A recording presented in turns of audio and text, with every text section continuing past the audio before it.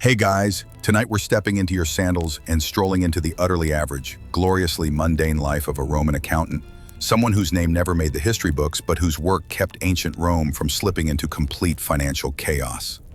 You open your eyes to the muffled yells of vendors, the gentle clatter of wooden wheels on cobblestone, and somewhere nearby, someone emptying a chamber pot with zero regard for trajectory. You live in Subura, one of the grittier neighborhoods in Rome. Think the Times Square of its day, but with more pickpockets and fewer neon signs. You stretch under your linen blanket, which is somehow still damp, and inhale the smell of boiling cabbage drifting up from a neighbor's window. The sun is peeking in sideways through your shutter, illuminating the dust motes dancing above your modest writing desk. Today, like every day, you'll be tallying, counting, sighing, and recalculating some merchant's olive inventory because they still haven't figured out Roman numerals above M. You are, if we're being honest, not the star of any epic. No one's building statues of you.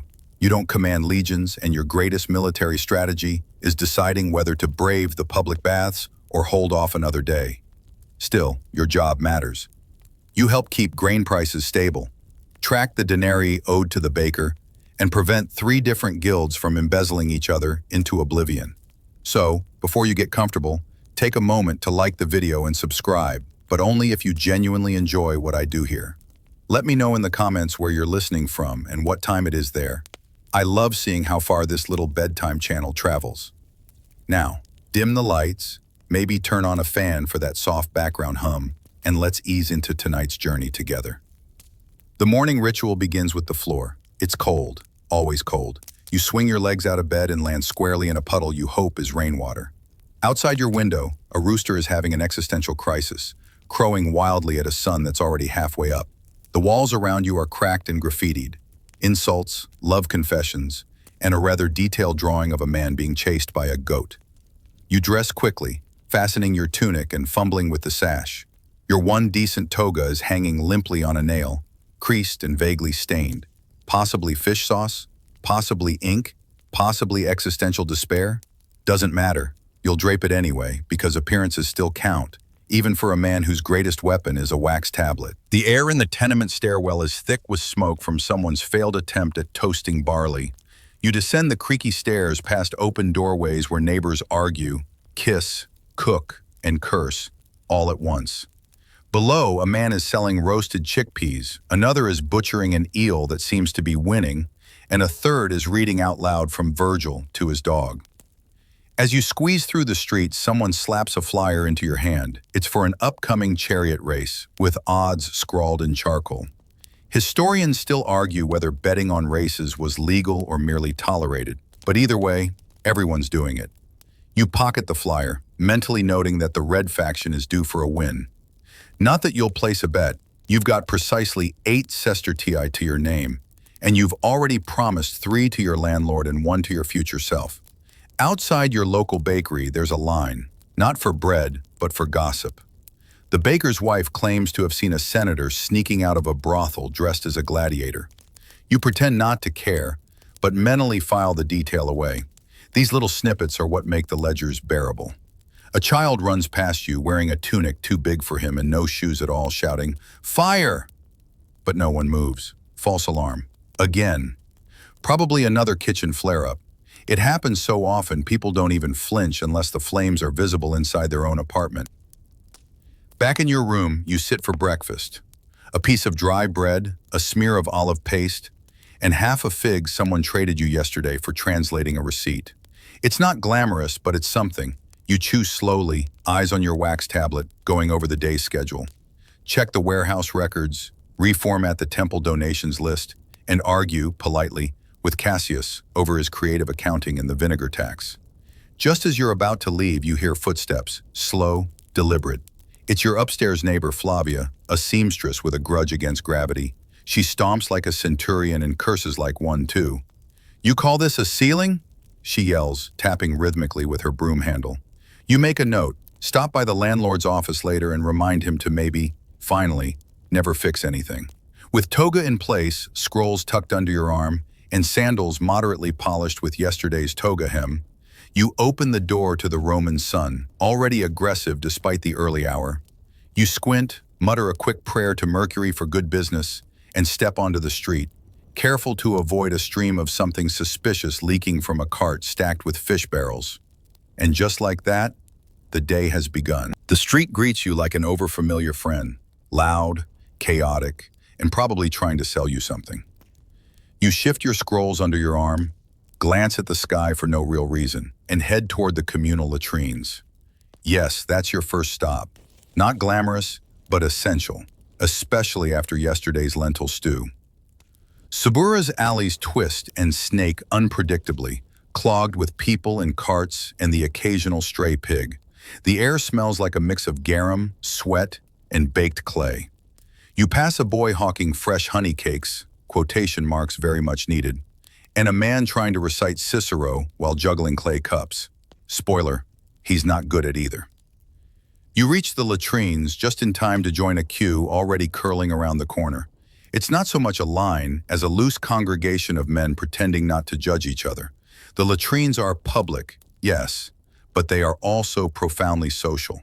You sit down next to an older man who immediately launches into a monologue about fluctuating grain prices and his theory that the bakers are in league with the augurs. You nod politely, not because you agree, but because arguing in the latrine is a level of intimacy you're not ready for. A breeze flutters through the open colonnade, stirring the odor just enough to remind you that the cleaning sponge on a stick, yes, that one, is communal. You'll skip that today. Again, as always. As you finish, you overhear two merchants arguing in whispers. Apparently someone's been skimming off the top of the monthly goat census. You make a mental note. It might relate to that odd discrepancy in your ledger from last week, or it might just be petty slander. Historians still argue whether these day-to-day rumors had any real consequence, or if they were simply Rome's version of office gossip. You wash your hands in a trickle of what might generously be called water. Then, with your conscience slightly cleaner than your fingertips, you head for the forum. But first, breakfast, part 2. On your way, you spot a small street stall offering warm barley porridge. You stop. You cave. For a single as, the vendor ladles a scoop into a cracked terracotta bowl. It tastes like wet dust and comfort. You savor each bite as though it's a delicacy, mostly because you know the alternative is chewing on your own bad attitude by midday. You eat while walking, which is frowned upon by traditionalists, but no one really cares. The city around you is alive with theater, not the kind with masks and soliloquies, but the kind where someone's always loudly selling, shouting, complaining, or haggling, often simultaneously. You pass a woman yelling at her husband for buying the wrong type of garum. You silently agree with her. There is a right kind. At the next corner, you stop by a stationery stall. Scrolls, wax tablets, fresh reed pens. The stall keeper is asleep, chin on his knees, surrounded by ink stains and a cat who clearly owns the place. You grab a new stylus and leave 2 coins. Finally, you reach the steps of your office building. It's not technically your office. It's the shared workspace of about a dozen lower-tier civil servants who spend their days documenting taxes, trade, and temple donations. The building leans slightly to the left, and the columns out front are more decorative suggestion than structural support. Before you step in, you take a breath. Mentally, you sort your tasks into categories. Things you'll definitely finish, things you'll pretend you didn't see, and things that will become tomorrow's problems. The list is balanced, unlike the municipal grape import records, which have been off by 17 units for weeks. Inside, the air is dry and smells faintly of ink, dust, and the melancholy of unrecognized labor. You take your seat at the long central table, which is already half occupied. Your fellow accountants greet you with sleepy nods and in-jokes muttered in shorthand. One of them, Lucius, is deeply engrossed in drawing an anatomically questionable horse on his wax tablet. You ask him if he's working on the grain tally. He shrugs. This is the grain tally. You don't laugh, but you do appreciate the effort. Before you start your own ledgers, you run your fingers across your stylus tips to see which one is smoothest. Today, the third one feels right. Maybe it's superstition. Maybe it's your only form of control in a job that regularly asks you to calculate the exact value of 437 figs delivered in 2 half-broken baskets. You open your scroll. It's yesterday's summary of market transactions in the Northern District. Someone has scrawled a note in the margin. Is this number real? You sigh. You've asked yourself the same question about your entire career. The day stretches ahead, full of numbers, marginalia, and the quiet satisfaction of finding one clean sum in a sea of chaos.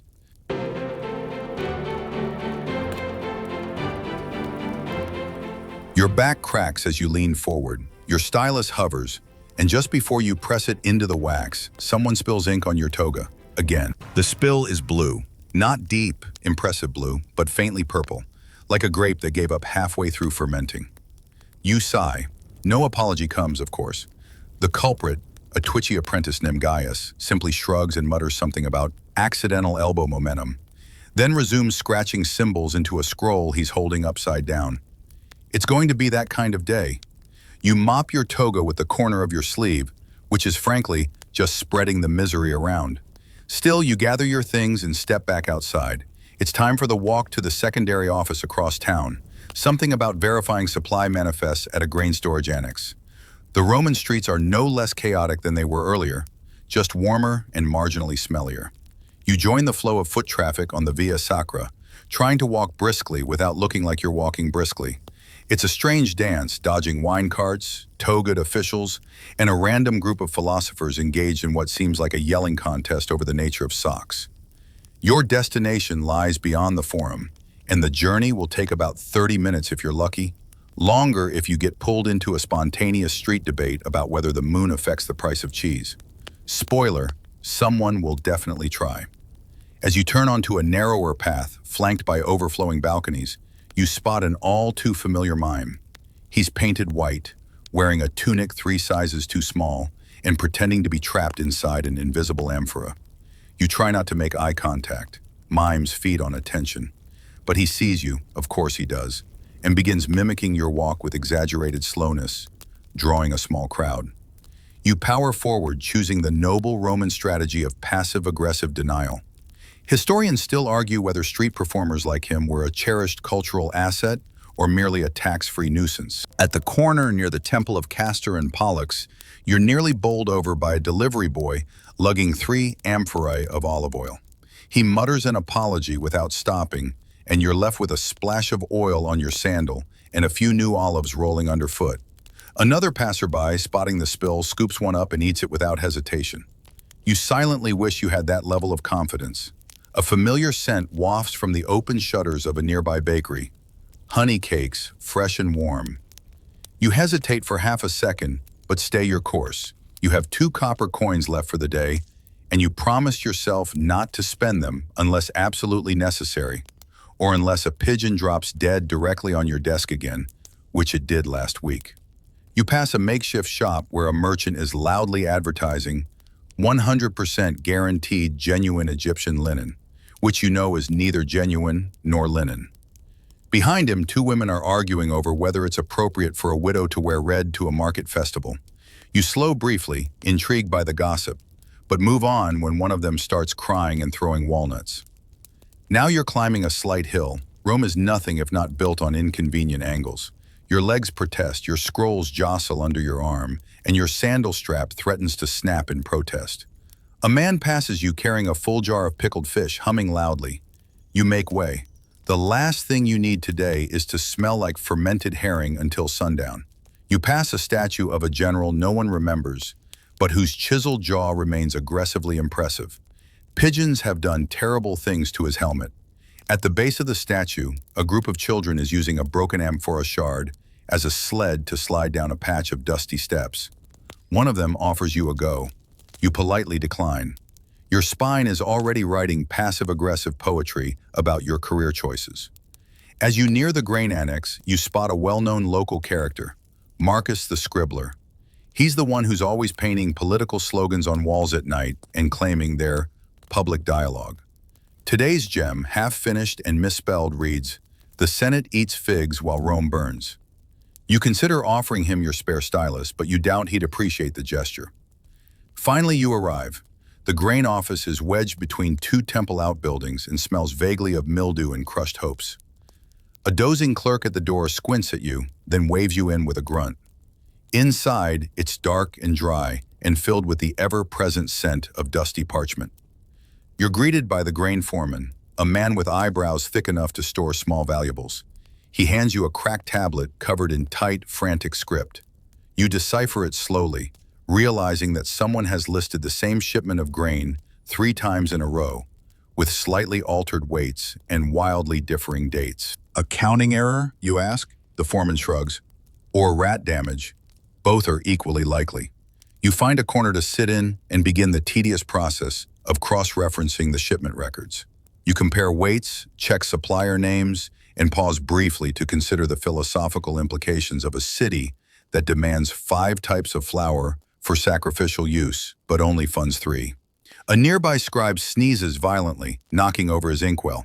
He curses and the ink begins to pool toward your documents. You instinctively lift them just in time, muttering a small thanks to Minerva, or blind luck, probably both. After 2 hours of reconciling records and wondering whether someone named Publius Longinus actually exists or was made up to hide tax discrepancies, you finish the manifest with a small flourish. It's not perfect, but it balances, and sometimes that's enough. You stretch, pop your knuckles, and glance at the fading light outside. The city hums on, relentless and indifferent. Your walk back will begin soon.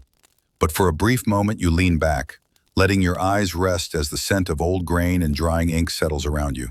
Just another afternoon in paradise. Back at your desk now, or what passes for it, a wide plank balanced across 2 uneven marble stumps, both salvaged from a construction site no one ever finished.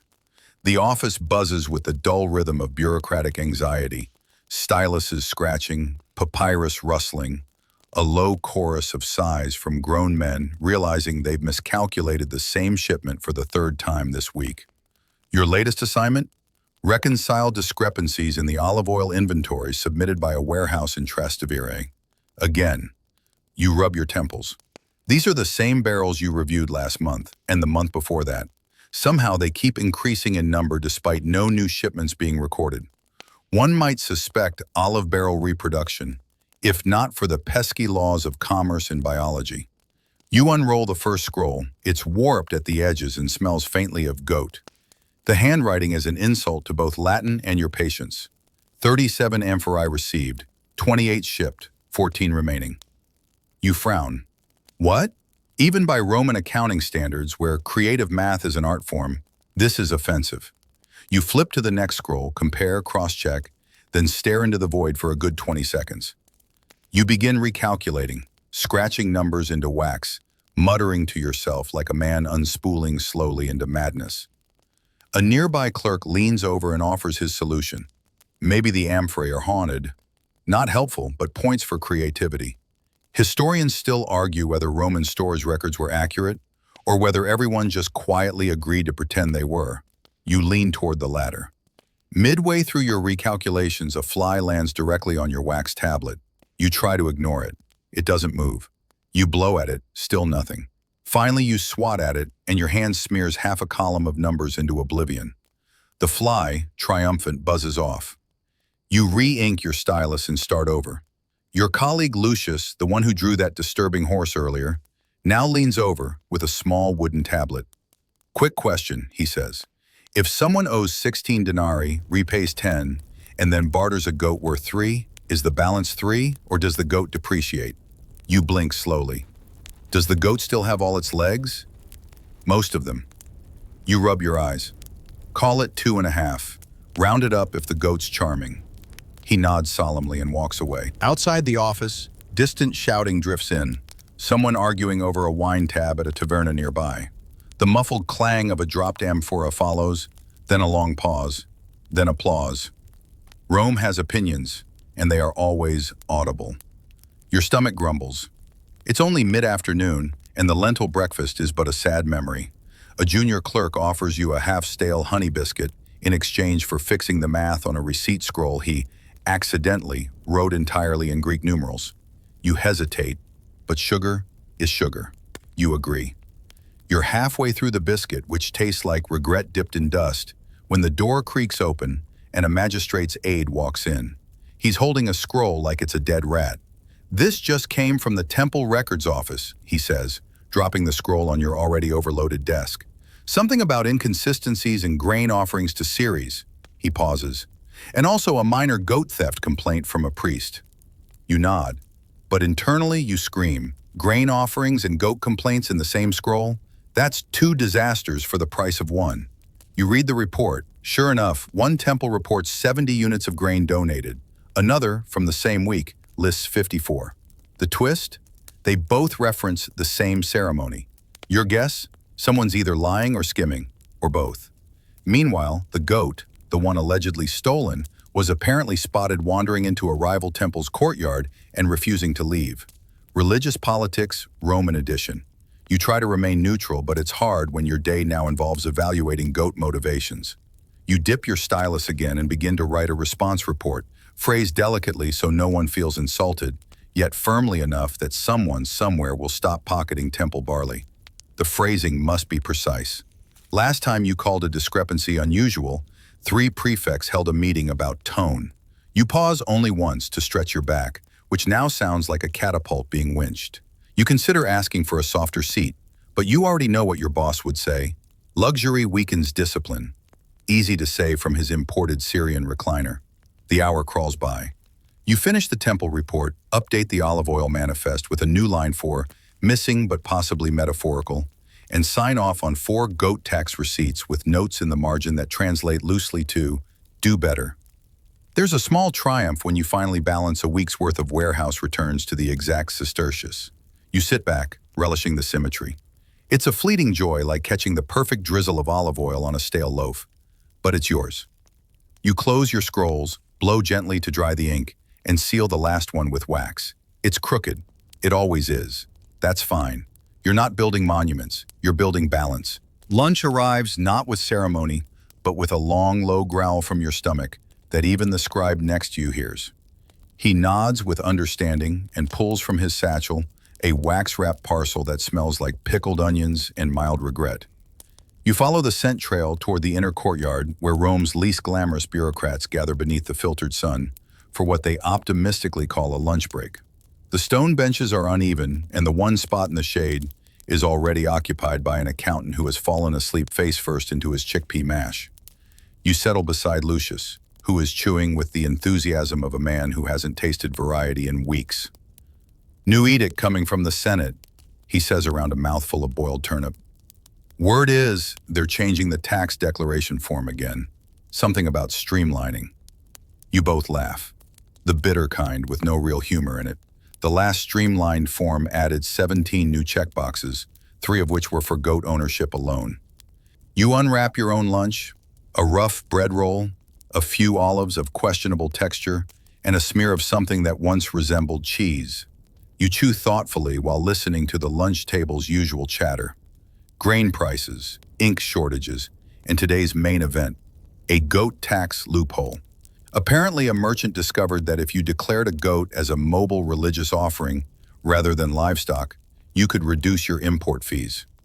This triggered a wave of creative reinterpretation, including one man who argued his donkey was divinely inspired and thus exempt. Historians still argue whether these sorts of tax shenanigans were widespread or just exaggerated by frustrated scribes. Either way, your fellow accountants treat it like theater. There's even talk of staging a satirical play about it during Saturnalia. The working title, Asinus Deus Est, the Holy Mule. You take another bite of bread, which flakes into your lap like dry parchment. Around you, the stone courtyard murmurs with exhausted camaraderie. A bird, a raven probably, caws from the rooftop and drops something unidentifiable that lands on the toga of the napping scribe. He doesn't move. Someone nearby is quoting Seneca, badly. You tune it out. Instead, you watch as a delivery boy stumbles in, carrying a stack of fresh scrolls for the taxation office. He looks about 12 and has the gait of someone who's already given up on adulthood. He hands the stack to a senior clerk, who immediately drops half of them into the dust. You close your eyes and try not to scream. Lucius nudges you. "Did you hear about the fish sauce riot in the forum yesterday?" You open one eye. "No, enlighten me." He grins. A vendor watered down his garum, tried to pass it off as imported. Someone tasted it and immediately accused him of treason. You chuckle because in Rome, selling bad sauce is only slightly less offensive than actual insurrection. Your moment of calm is interrupted by the sound of sandals slapping stone. A courier arrives, puffing and red-faced, holding a wax tablet aloft. "Message from the tabularium," he announces. Every man in the courtyard groans audibly. The tabularium is the mothership of Roman record-keeping, where the big ledgers live. If they're contacting you, it means you've been noticed. And in your world, being noticed is rarely a compliment. The tablet is handed to you. Of course it is. You break the wax seal. It's a request for clarification on a set of property taxes you signed off on last month. Something about land boundaries, tenant counts, and a suspiciously fluctuating fig orchard. The tone of the message is frosty. You sigh and pocket the tablet. Lunch is over. You stand and stretch, your back protesting like a plebeian denied entry to the baths. Your sandals are now slightly sticky from the honey someone dropped nearby. And a bee has decided your scroll bag is its new homeland. You walk very slowly until it buzzes off to bother someone else. Back in the office, you pass a junior clerk attempting to balance 2 ink pots on his head. For focus. He drops one. You do not flinch. At your desk, you unfold the tabularium request and begin to draft a response. You'll need to check the original land registry records, currently stored in a series of cracked wooden shelves that no one has dusted since Caligula was alive, possibly longer. You retrieve the right scroll, marvel at how the ink hasn't entirely faded, and begin cross-referencing the orchard size. It's listed as moderate. You frown. Moderate isn't a unit. That's like measuring rainfall in vibes. You flip the scroll over. Someone has doodled a rather cheerful elephant on the back. You consider framing it. Instead, you measure the field in paces based on the tenant records and determine that the land in question could not possibly house both the figs and the claimed number of goats, unless the goats were extremely patient climbers. You draft your findings carefully, using phrasing that will be clear but non-accusatory. There appears to be a minor inconsistency in the recorded size of Orchard X relative to livestock accommodation claims. A resurvey may be prudent. In Roman bureaucracy, this is the equivalent of a slap with a silk glove. You seal the scroll, tie it with twine, and set it in the outgoing basket, which is currently being used as a seat by a clerk named Junius. You ask him to move. He grumbles and shifts slightly. You slide the scroll into a crack between his knees and call it a win. The afternoon haze is setting in. Your ink is drying, the flies are circling, and someone is humming the same 3 notes of a tavern tune over and over again. You reach for your next task. The next task comes wrapped in dust and dread. A courier from the Eastern District had dropped off a bundle labeled urgent, which in bureaucratic Latin often means forgotten for 3 weeks and now everyone's panicking. You untie the string. Inside, a scroll containing records of poultry theft in Etruria.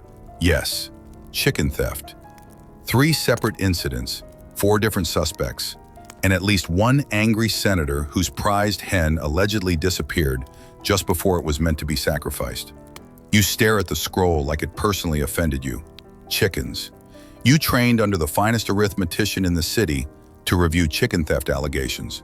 Still, you sigh and begin to read. The scroll lists numbers that don't add up. 18 chickens accounted for on the original estate ledger, 4 missing, 6 recovered, but 5 remain unclaimed, and 1 is described as uncooperative. You blink. Uncooperative is not a poultry status you were trained to track. You start the day's most difficult equation, attempting to match scribbled animal descriptions to questionable dates and even more questionable witness accounts. One witness claims a neighbor seduced the hen away with grains. Another says the gods sent it as an omen. The senator simply insists someone from the provinces has sabotaged his dinner. You write a short note, recommend that chickens be formally tallied with neck ring identifiers. Also, recommend senator consider less symbolic poultry. Meanwhile, back in your office, the summer heat builds. The walls seem to radiate fatigue. A jug of water sits sweating on a nearby ledge, but it's half empty and now warm enough to qualify as soup. You sip anyway. Your tongue protests. Your stomach prepares a minor rebellion. Lucius trudges by, carrying a bundle of receipts tied with frayed twine. 2 guesses what these are, he mutters. You glance over. Temple donations? He shakes his head. Nope. Laundry invoices. From the barracks. He flops the stack onto his desk. 77 tunics, 8 missing. No explanation except for the phrase possibly misplaced during drill. You offer the only reasonable explanation. Ghosts. He nods solemnly. Laundry ghosts. It's always the laundry ghosts. There's a burst of shouting from the hallway. A junior scribe rushes in, looking pale. Ink shortage, he gasps. 3 buildings over. Total collapse in supply. You all look at each other. The office falls quiet. Ink is currency. Ink is power. Ink is essential. Historians still argue whether these frequent supply collapses were caused by corruption, incompetence, or Rome's chronic inability to plan for obvious needs. But all you know is that without ink, no one's getting paid, no taxes are recorded, and nothing gets blamed on the correct goat. A plan is formed. 2 scribes are dispatched to a supplier near the forum. You remain behind to hold the line, which mostly involves pretending the crisis isn't happening and hoping the chickens don't come back. You return to your scrolls, now diving into donation discrepancies between 2 temples of Jupiter. One claims they received 400 sesterces in coins and 2 carved ox heads. The other reports only 300 sesterces and 1 slightly melted candle.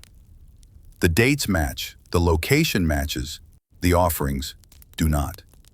You pause to consider whether one of the ox heads was symbolic or made of cheese. It wouldn't be the strangest thing you've recorded. Last month, someone tried to deduct a sacred cheese wheel as a religious expense. It had mold on the shape of Mars, at least according to the vendor. Someone knocks a scroll case off a shelf. It lands with a hollow thunk and unrolls just enough for you to catch the heading. Inventory of equestrian sandals, year 842 AUC. You ignore it. Not today, sandal math. Instead, you finally tackle the ongoing mystery that has plagued your records for weeks. The case of the reappearing ink. Every few days, the office tally goes up by 2 bottles. Unlogged, unexplained, and always on Tuesdays. You set a trap. You sketch a small charcoal mark on the inside of the storage chest, right where the new ink usually shows up. If the mark is smudged tomorrow, you'll know someone's been inside. Is it theft? Generosity? A ghost with a stationary hobby? Lucius calls out again. We have a visitor. You look up. Standing in the doorway is a man in a crisply folded toga, wearing the unmistakable expression of someone who has never written his own numbers. Flavius Decimus, Lucius whispers, from the tabularium, head of clerical oversight. You try not to panic. These are the people who review your reviews. They are the final layer of scroll checking, the meta accountants. Flavius walks in like he owns the stone. He drops a scroll on your desk and waits. You unroll it. It's a request for clarification on a complaint you filed last week. Something about falsified brick weights at the aqueduct construction site. You'd forgotten about it. He clears his throat. Your tone was? Pointed. You read the line he's highlighting. Either the bricks are made of feathers or someone's math is. You glance up. It was meant as humor. Don't, he says flatly. We don't do humor. You nod, cross out the line, and replace it with mass discrepancy detected in recent supply logs. Recommend immediate reweighing. Flavius accepts this. He leaves without another word. You exhale slowly. As he disappears down the corridor, Lucius leans over again. You know what I miss? He says. You shake your head. Boredom. Just quiet, honest boredom. The kind with no chickens, no ghosts, and no brick-related drama.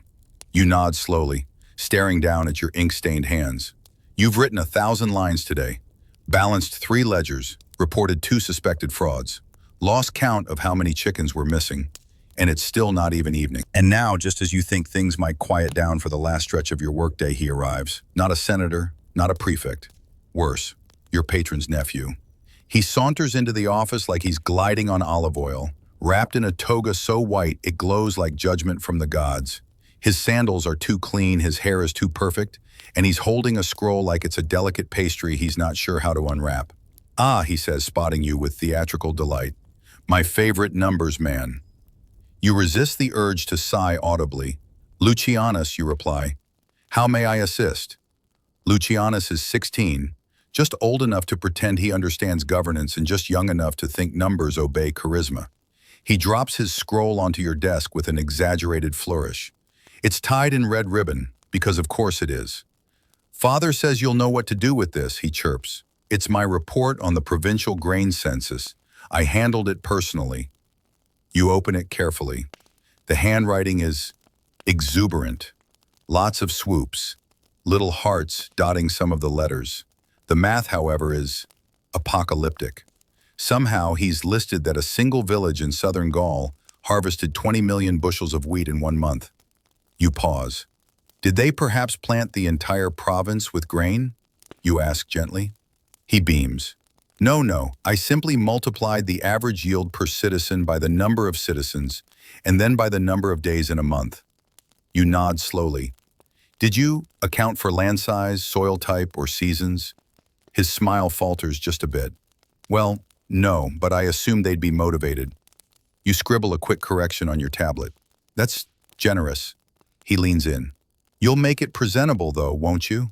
Father expects a full report by next week. Of course, you murmur, knowing full well it will take 3 days just to undo the damage. You begin scanning the rest of the scroll. One village is listed twice. One doesn't exist. One, for reasons unclear, is labeled Grainopolis. Historians still argue whether nepotism truly undermined Roman bureaucracy or simply slowed it to a dignified crawl. You feel personally confident about the answer. Lucianus, now distracted by a speck on his toga, gestures vaguely. Do you think the Senate will be impressed? You smile politely. If not, I'm sure your enthusiasm will win them over. He seems satisfied with this and promptly begins telling Lucius a long story about a dream he had involving Jupiter, a goose, and a bag of raisins. You quietly excuse yourself. You slip into the hallway, scroll in hand, searching for a moment of silence in perhaps a less cursed workspace. You find a small annex room used mostly for overflow scrolls and forgotten ink pots. It smells of dust and accidental history. You sit on a crate and begin correcting Lucianus's scroll line by line. The numbers are so wildly off, you wonder if he's been bartering with centaurs. You rewrite tables, adjust units, and make a separate note to double-check the existence of Grainopolis, just in case someone, somewhere, has decided to start naming towns after cereals. You're mid-edit when a clerk rushes in. There's a water leak near the archive hall, he pants. Might affect the tax records. You don't even ask how. You just get up and follow. The leak turns out to be a cracked pipe in the wall, dripping steadily into a basket of census documents. You lift one scroll, soaked, smeared, unreadable. Another scroll has fused to its neighbor like a tragic romance. You and the clerk start transferring them to a dry table. One scroll, though, has survived miraculously. You unroll it, curious.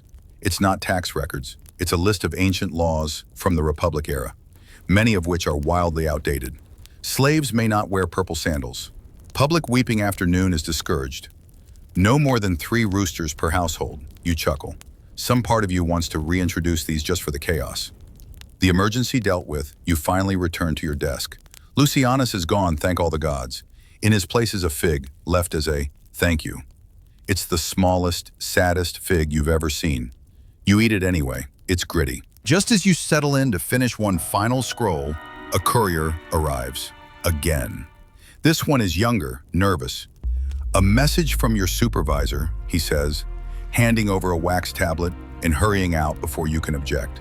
You break the seal. It's an invitation to a dinner tomorrow with your patron's household. To discuss the importance of accuracy in civic accounting, it says. You groan. You'll have to wear your good toga, the one with the subtle ink blot that resembles a parrot. Lucius peers over. Dinner with the overlords? You nod. He pats your shoulder. Don't correct anything. Just smile and nod. You chuckle, because you know he's right. Tomorrow, you'll listen to half-remembered Cicero quotes and drink sour wine while Lucianus misquotes statistics like he's inventing a new dialect. But for now, you have half an hour of silence and one last ledger to finish. And if you're lucky, maybe a sunset walk home with no mime in sight. You leave the office just as the sun begins its slow Roman descent behind layers of terracotta rooftops and temple spires. The sky bleeds orange and violet, and the smell of roasting meat wafts from somewhere in the direction of the Subura. The city hums with its usual low-level mayhem, like an amphitheater that forgot it was supposed to close for the night. Scrolls tucked under your arm, toga refolded as decently as exhaustion will allow, you begin the walk home. The streets are cooling, but still buzzing. A group of teenage boys sprints past you, laughing and tossing a leather ball dangerously close to your head. A fishmonger shouts the day's final deals to no one in particular. And off to your left, someone is loudly reciting epic poetry while balancing on a barrel, possibly the same barrel from which he was removed last week. As you round a familiar corner, a thin plume of smoke drifts up from a nearby shrine. At first it looks routine. Someone probably left incense smoldering. But then you see a flicker of flame licking the wooden base. Not again, you murmur. It's a minor fire, maybe ceremonial, maybe not. Either way, the priest in charge is frantically waving a palm frond at it like that's going to help. You join a few bystanders who begin stamping out the flames with their sandals. It smells like burnt rosemary and overconfidence. Eventually, the fire dies, and the priest thanks everyone with a basket of half-wilted laurel leaves. You accept one because, well, why not? Continuing home, you pass the usual landmarks. The crooked archway where a man once tried to sell you a cursed amulet, the bakery that smells divine but gave you food poisoning twice, and the statue of Emperor Claudius that now has a pigeon's nest in its nose. The marble steps are slick with wax. Someone must have spilled a votive candle offering again. You steady yourself and, oh, a child appears, holding out a small bundle of scrolls. "Watch your sandals while you go up," he offers, eyes wide. You consider it. "For how much?" "2 sesterci." You raise an eyebrow.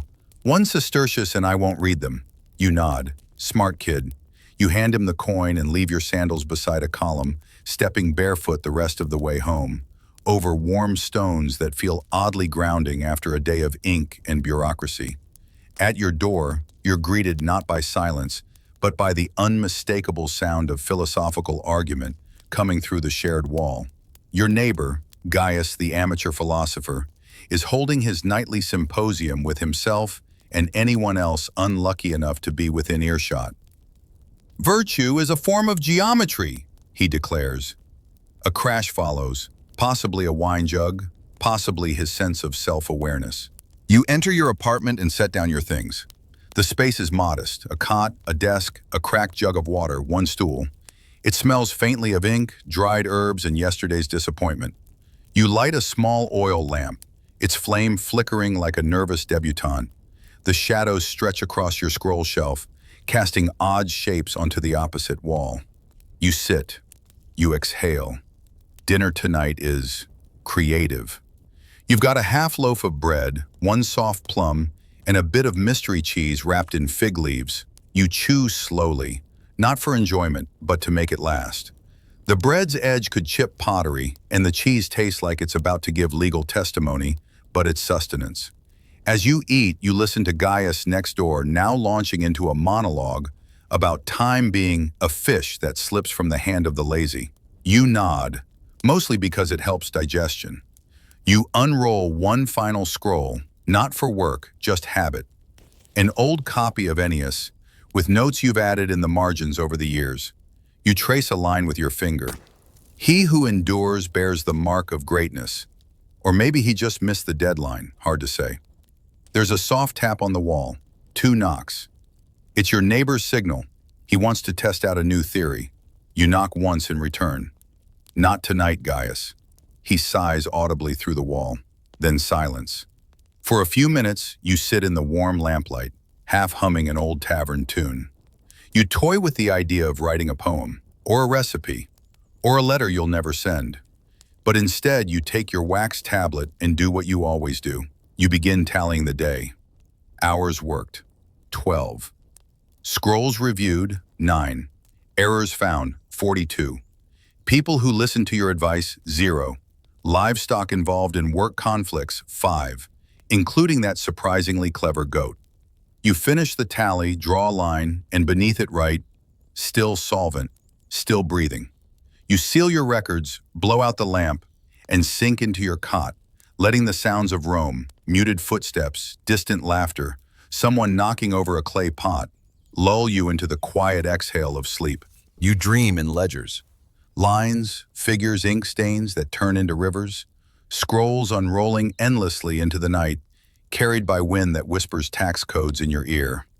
You wake once, briefly, unsure if the creaking was a rat in the rafters or just your own spine making a break for it. Either way, you turn over and fall back into sleep's murky inkpot. Morning arrives less like a gentle knock and more like a catapult flinging you into consciousness. Someone outside is shouting about lost sheep. Again. You sit up slowly, bones groaning in solidarity. The room is slightly cooler today, which is a mercy. Your scrolls are right where you left them, which is a small victory. Your fig leaf wrapped cheese, however, has apparently vanished. You suspect the neighbor, or possibly the rat. Breakfast is once again pragmatic. Bread that's trying to become stone, paired with the final sliver of plum. You chew with determination. It fights back. You win. Barely. You dress, refold your toga, and consider today's goals. Then you lower your expectations and head out. Your first stop? The forum, where you're expected to deliver a finalized temple donation report to an assistant priest who takes everything personally. You find him standing beside a marble pillar, arms crossed, robes freshly bleached to an unnatural level of piety. "This number here," he says, jabbing the scroll with a finger that smells of frankincense, "does not match what I received verbally from the donor." You resist the urge to respond because verbally isn't a receipt, Marcus. Instead, you smile, bow slightly, and say, "As the records show, this is the official sum logged in both temple copies and confirmed by the Porticus Register." He scowls. "I just feel like the gods would want more." You nod solemnly. They usually do. He grumbles and signs the acknowledgement wax seal with a flourish that feels less like approval and more like a threat. You file the scroll into your satchel and walk away before he starts talking about divine accounting practices again. Nearby, a small group of street philosophers has gathered, loudly debating whether dreams are messages from Jupiter or just indigestion. One man is eating figs while yelling, "You can't prove they're not oracles!" Another is crying quietly into a scroll of Plato. You move on. Your next errand involves delivering a revised goat census to a merchant named Cestius, who once offered to pay his taxes in salted fish. You find him outside his shop haggling over a cart of dubious-looking vegetables. He greets you like an old enemy, with forced cheer and visible suspicion. "You here to tell me I own too many goats again?" You hand him the scroll. "I'm here to tell you the Empire thinks so." He squints at the numbers. "Some of those goats are more spiritual than taxable." You sigh. "We tried that argument last year. The tribunal was unimpressed." Cestius mutters something about tyranny of numbers and offers you a turnip. You decline. From there, the day begins to melt together. Scroll after scroll, ink smudge after ink smudge, voices blending, footsteps overlapping. You review temple repairs, reconcile wine distribution discrepancies for the Navy, someone is definitely pocketing amphorae, and assist a panicked junior clerk who accidentally listed a senator's horse as a taxable citizen. By mid-afternoon, you've retreated to the tabularium for some quiet work, which means hiding behind a pile of unsorted records and pretending you're invisible. You thumb through ancient property ledgers, some so old the ink looks like faded breath. You find entries for houses that no longer stand, vineyards paved over by roads, families whose names are no longer spoken. One scroll catches your eye. It's a household inventory from decades ago, remarkably well preserved. Among the items, a bronze kettle, a child's sandal, 4 loaves of barley bread, and one worn scroll of love poetry heavily annotated. You smile. For a moment, it all feels human. Historians still argue whether these tiny records were truly important or just filler for Rome's bureaucratic machinery. But here in the quiet hum of dust and memory, it feels like something sacred. The quiet doesn't last. A pigeon crashes through the high window, flaps madly, and disappears into the stacks. Someone screams. Someone else drops an amphora. A scribe dives under a table. The pigeon, undeterred, leaves a gift on a census scroll from Hispania and vanishes. You close your eyes, breathe, reopen the scroll you were reading and pretend the bird was a myth. By sunset, you're back at your desk, finishing one last set of civic contracts. Your fingers cramp from holding the stylus too long. Your ink is down to a puddle. A clerk walks by, humming badly. Another is asleep on his ledgers, mouth slightly open, dreaming of grain receipts probably. You roll your shoulders. Final line, final mark. You sign the last scroll and let the wax drip with satisfaction. You've survived another day. Not gloriously, not famously, but completely. Outside, Rome flickers in torchlight. Somewhere, someone's arguing over poetry again. Somewhere else, someone's counting coins under the table. And here you are, accountant, civil servant, master of scrolls and sarcasm, adding the final note to a day that history won't remember, but you will. You step out into twilight. Rome exhales in layers of smoke and murmurs. The street lamps, oil torches mounted in iron brackets, flicker like lazy fireflies. Your sandals clap against the stones, worn thin at the heel, as you make your way home for the last time today. The air has cooled finally, warm, not hot, a small mercy. A breeze tugs at your toga, carrying scents of spiced wine, damp clay, and freshly laid manure. A cart trundles past, pulled by a mule who looks more dignified than most senators. You pause beneath an archway to adjust your satchel. Someone above you is playing a lyre, not well, but earnestly. The notes drift down between laundry lines like broken feathers. In the apartment next to yours, an argument bubbles up again. Same couple, same fight. You don't know what it's about anymore, possibly garlic. As you climb the stairs, you realize your legs feel heavier than usual. Not tired exactly, just full of the day. You open your door and enter the soft dim of your single oil lamp. It casts gentle gold on the cracked walls, flickering across your scroll shelf, your chip jug, your silent desk. You sit. You pull out your wax tablet, instinctively, as if there's still something left to record. But your hand hesitates. What's left? The ledgers are balanced. The scrolls are filed. The goats are accounted for, mostly. You look around at your humble home, the stool with one short leg, the folded blanket you sometimes mistake for a second pillow, the ink blot that looks like a map of Sicily. You breathe in and exhale slowly, watching the flame dance in rhythm with your thoughts. Dinner is simpler tonight, just flatbread and water, no cheese, no stolen figs, no philosophical argument echoing through the wall. Gaius must have passed out early. You chew, not thinking, not planning, just chewing. A knock at the door. You freeze, rare this late. You open it to find a young boy, maybe 10, holding out a small folded parchment. From the baker, he mumbles, said to give this to the accountant with the sad sandals. You accept it. Inside, a note scribbled hastily. Thanks for sorting that flour dispute. Extra loaf tomorrow. No charge. You chuckle. You weren't even expecting thanks. Rome rarely thanks anyone unless they're dead or decorated. But a warm loaf from the baker? That's practically divine acknowledgement. You sit again, you run your fingers along the edge of your wax tablet. The numbers have faded, the lines dulled. You think back to every task from today, every calculation, conversation, correction, and complaint. It wasn't glorious, but it was yours. You write one final line, still needed, still here, and then you blow out the lamp. The city outside continues, always. Laughter from a tavern, distant wheels over stone, a dog barking once, then giving up. But inside, in your small square of Rome, silence settles like dust. You lie back, tuck the blanket under your chin, and let your eyes close. And in that final moment before sleep claims you, you wonder, not if you mattered, but if maybe, just maybe, this quiet, orderly life was a kind of history, a kind nobody reads, but everyone relies on. Now, let it all drift away. The scrolls are rolled, the ink is dry.